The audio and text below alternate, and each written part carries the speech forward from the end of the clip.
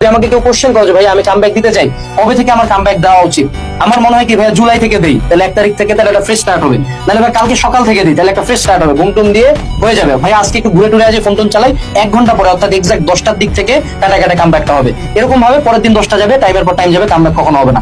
তুমি যদি ভাবো যে কোর্স কেনার পারফেক্ট টাইম কখন, তুমি যদি ভাবো কামব্যাক দেওয়ার পারফেক্ট টাইম কখন, সেটার উত্তর অলওয়েজ হলো নাও।